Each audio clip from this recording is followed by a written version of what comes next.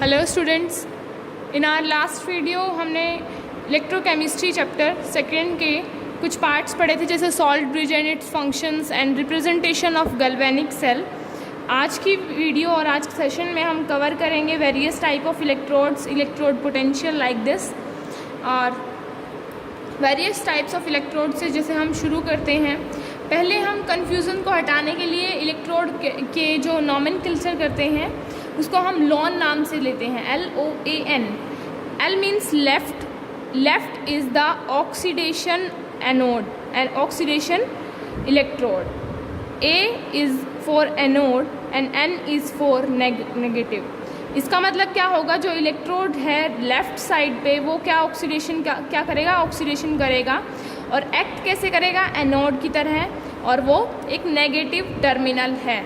अगर हम बात करते हैं कि वो एक नेगेटिव टर्मिनल है, हम यहाँ पे लिख लेते हैं लॉन, जिससे कि हमें कन्फ्यूज़न ना हो लेफ़्ट में कौन सा है, राइट में कौन सा है, हमें पता रहे। जैसे हमने लास्ट में पढ़ा था यहाँ पे कि ये एनोड होता है, ये कैथोड होता है, हम इसमें कंफ्यूज हो जाएंगे नहीं तो। कि एनोड कौन सा है, कैथोड कौन सा है, एनोड पे नेगेटिव है, कैथोड पे पॉजिटिव है, हमें याद ही नहीं रहेगा। अगर हम बात करते हैं लेफ़्ट साइड की, सबसे पहले ऐसे हम दो लेते हैं बीकर्स, तो जब हम यहाँ पे एक लगाते हैं इलेक्ट्रोड, एक इलेक्ट्रोड हम यहाँ पे फिक्स कर देते हैं। तो अब इफ़ सबसे पहले हम लेफ़्ट की बात करते हैं, लेफ़्ट मीन्स लेफ़्ट साइड, ये हमारा राइट साइड होगा। हम लॉन से क्या करेंगे, यहाँ वाले का पूरा कर लेंगे और जो हमारे पास बचेगा वो हम राइट साइड में लिखते जाएंगे। देखिए लेफ़्ट साइड, यहाँ राइट साइड। लेफ़्ट साइड में क्या होता है, हमेशा ऑक्सीडेशन। तो हमें दो प्रोसेस पता है कि अगर एक तरफ ऑक्सीडेशन होता है तो दूसरी तरफ प्रोसेस कौन सा होगा, रिडक्शन। लेफ़्ट साइड वाला एनोड की तरह एक्ट करेगा। अब हमारे पास दो इलेक्ट्रोड होते हैं, anode as well as second one is cathode. तो अगर लेफ़्ट वाला एनोड है तो राइट वाला क्या बनेगा, कैथोड बनेगा। राइट वाला हमारा कैथोड बन जाएगा। इफ़ जो लेफ़्ट साइड है उस पर क्या रहेगा, नेगेटिव चार्ज रहेगा। दैट मीन्स हम कह सकते हैं कि जो राइट वाला है उस पर हमेशा पॉजिटिव चार्ज रहेगा। तो इससे क्या होगा, हम गैस कर सकते हैं नॉमेनक्लेचर और जो प्रोसेस होता है, जो भी एनोड और कैथोड पे जो प्रोसेस चलता है कि एनोड पे कौन सा चार्ज रहेगा, एनोड पे ऑक्सीडेशन होगा, कैथोड पे रिडक्शन होगा, कैथोड राइट साइड रहेगा। इसे हम याद रख सकते हैं। नाउ हम वेरियस टाइप ऑफ इलेक्ट्रोड पढ़ेंगे। वेरियस टाइप ऑफ इलेक्ट्रोड में हम पहले 5 टाइप के इलेक्ट्रोड पढ़ेंगे। First one is metal, metal ion electrode. Second one is amalgam electrode. Third one is gas. Fourth one is metal, metal insoluble, salt, salt, anion, anion. And fifth one is redox electrode. ये हमारे 5 type के electrode होते हैं। First one में जो होता है, इसमें मेटल रोड डिप करते हैं, सॉल्यूशन के अंदर हम मेटल रोड डिप कर देते हैं। सेकंड वन जो होता है अमलगम होता है, इसमें मेटल जो होती है अमलगम की फॉर्म में। अमलगम की फॉर्म में मेटल कब बनती है, जब उसको हम Hg मरकरी के साथ मिक्स कर दें तो वो मेटल जो होती है अमलगम की फॉर्म में बन जाती है। और हम इसमें लेते तो मेटल ही हैं बट अमलगम की फॉर्म में ले लेते हैं।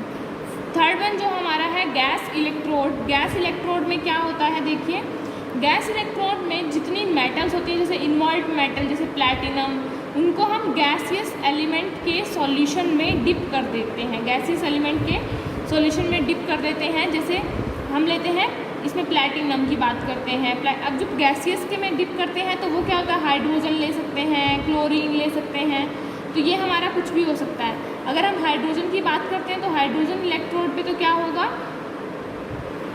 H2 जो है वो अपने आयंस ऐसे दे देगी। और अगर हम बात करते हैं जब उस पर रिडक्शन ऑक्सीडेशन दोनों की बात करते हैं तो एक बार ये होगा और एक बार ये हो जाएगा। अब metal metal insoluble salt salt anion में इन इलेक्ट्रोड में क्या होता है, जो मेटल होते हैं सॉल्यूबल होते हैं सॉल्ट ऑफ मेटल, और ऐसे ही सॉल्यूशन में ये डिप करे जाते हैं, सॉल्यूबल सॉल्ट के ही सॉल्यूशन में ये डिप कर दिए जाते हैं। जैसे कॉमन एग्जांपल जो है इसका सिल्वर और सिल्वर क्लोराइड या फिर सिल्वर और कॉपर क्लोराइड हम ले सकते हैं। इसका जो एग्जांपल यहाँ पे दिया भी गया है कंसंट्रेशन निकालने का, तो इससे हम निकाल सकते हैं। आगे है रेडॉक्स इलेक्ट्रोड। हमारा रेडॉक्स इलेक्ट्रोड क्या होता है, इसमें एक प्लैटिनम वायर होती है। प्लैटिनम वायर जो होती है उसको डिप करा जाता है solution of mixture of 2 salts, और वो जो दोनों सॉल्ट होते हैं मिक्सचर के, उनका जो मेटल होती है वो मेटल उनकी सेम होती है, सेम मेटल। अब आगे हम पढ़ेंगे इलेक्ट्रोड पोटेंशियल। इलेक्ट्रोड पोटेंशियल हमारा क्या होता है, इलेक्ट्रोड पोटेंशियल में क्या होता है, जब कोई स्ट्रिप ऑफ मेटल कांटेक्ट में आए सॉल्यूशन के, और जो वो सॉल्यूशन है उनके अंदर ही अपने आयंस हों, उसके कांटेक्ट में आ जाए, तो उसके बाद 3 पॉसिबल प्रोसेस होते हैं जिनको वो फॉलो कर सकता है। 3 पॉसिबल प्रोसेस कौन से होते हैं, जो मेटल आयन है या तो वो कोलाइड कर जाए मेटेलिक स्ट्रिप के साथ और बाउंस बैक हो जाए विदाउट एनी चेंज, सिर्फ कोलाइड हो मेटेलिक स्ट्रिप के साथ और बाउंस बैक हो जाए विदाउट एनी चेंज, या फिर क्या होता है स्ट्रिप करे, इलेक्ट्रॉन्स को गेन करे और जो मेटल है वो एटम में कन्वर्ट हो जाए। थर्ड प्रोसेस क्या होता है, लूज़ कर दे इलेक्ट्रॉन्स को और एंटर कर जाए सॉल्यूशन के अंदर। तो हमने यहाँ पे 3 कौन कौन से पॉसिबल प्रोसेस पढ़े, या तो वो आए मेटल आयन जो है वो कोलाइड करे और कोलाइड करके क्या हो जाए, बाउंस बैक हो जाए, या फिर क्या हो मेटल आयन जो है वो कोलाइड करे स्ट्रिप के साथ, एन इलेक्ट्रॉन्स को गेन करे, एन इलेक्ट्रॉन्स को गेन करने के बाद बाउंस हो और एम बन जाए। इसका क्या होगा, दैट मीन्स क्या वो हुआ, इसमें रिडक्शन हो गया, इसमें कुछ भी नहीं हुआ, इस प्रोसेस के दौरान कुछ भी चेंज नहीं हुआ, जस्ट वो आया और बाउंस बैक होके चला गया। सेकंड वाले में क्या होगा, उसने कुछ गेन किया, गेन क्या किया, एन इलेक्ट्रॉन्स गेन किए। थर्ड में क्या होगा, same metal atom on strip आया, उसने क्या किया, वहाँ पे आने के बाद अपने एन इलेक्ट्रॉन जो है लूज़ कर दिए। जब लूज़ कर दिए एन इलेक्ट्रॉन तो क्या होगा, वो ऐसे ही चला जाएगा Mn+Ne, वो सिंपली आया, उसने एन इलेक्ट्रॉन लूज़ किए और चला गया।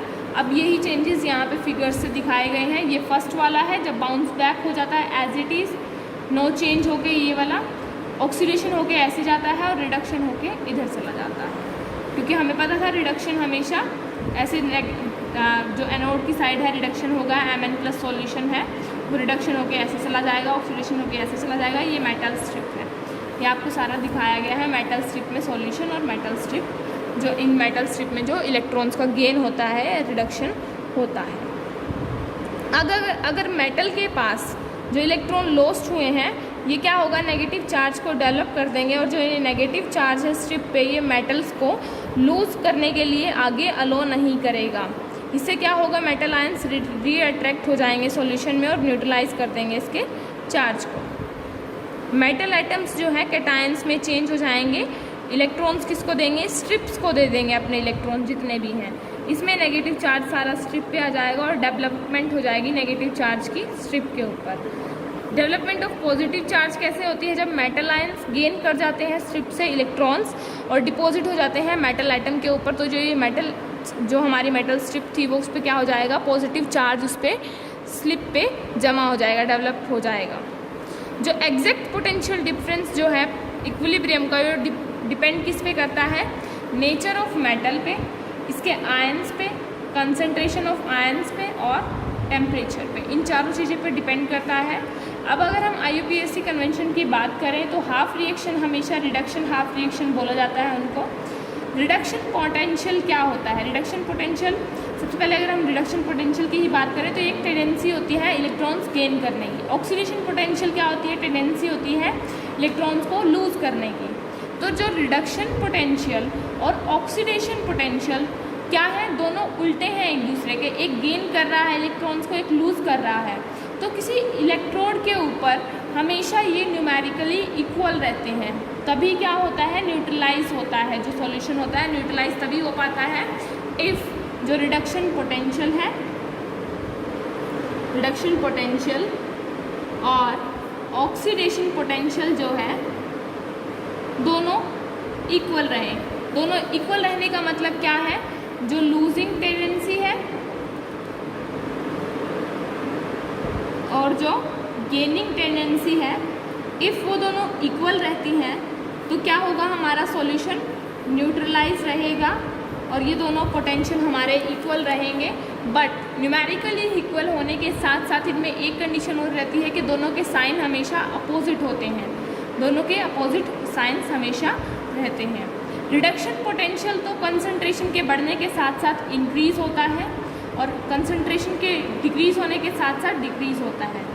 बट जो ऑक्सीडेशन पोटेंशियल होता है वो क्या होता है, इसका बिल्कुल उल्टा होता है। वो इंक्रीज़ तो तब होता है जब कंसंट्रेशन ऑफ आयन घटे और डिक्रीज़ तब होता है जब कंसंट्रेशन ऑफ आयन इंक्रीज़ हो। रिडक्शन पोटेंशियल जो है, कंसंट्रेशन अगर हम लेते हैं तो सॉल्यूशन में इसकी 1 मोल पर लीटर होती है, टेम्परेचर 298 केल्विन, और इसको हम स्टैंडर्ड रिडक्शन पोटेंशियल भी कहते हैं।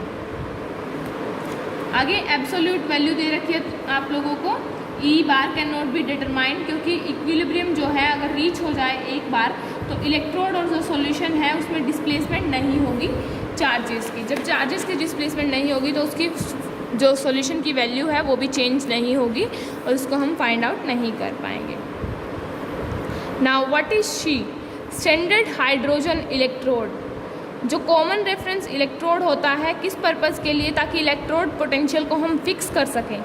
टू फिक्स इलेक्ट्रोड पोटेंशियल एक स्टैंडर्ड टाइप ऑफ इलेक्ट्रोड हम यूज़ करते हैं, that is known as SHE. SHE means standard hydrogen electrode, जिसका इलेक्ट्रोड पोटेंशियल जो है आर्बिट्रेरली हम टेकन टू ज़ीरो लेते हैं, हमेशा ज़ीरो लेके ही चलते हैं। नेक्स्ट, अगर हम EMF की बात करते हैं, सेल पोटेंशियल और EMF ऑफ द सेल। जो इलेक्ट्रोकेमिकल सेल होता है वो 2 हाफ सेल को कंटेन करता है, हमेशा अपने अंदर कंसिस्ट करता है, और जो दोनों हाफ सेल्स होते हैं उनके डिफरेंट इलेक्ट्रोड पोटेंशियल होते हैं। अब हमें पता है इलेक्ट्रोड पोटेंशियल उनके ऐसे होते हैं, कैथोड एंड एनोड। अगर हमें EMF ऑफ सेल निकालना, EMF means electro motive force, इसको हम एब्रीविएट करके लिख देते हैं EMF ऑफ द सेल।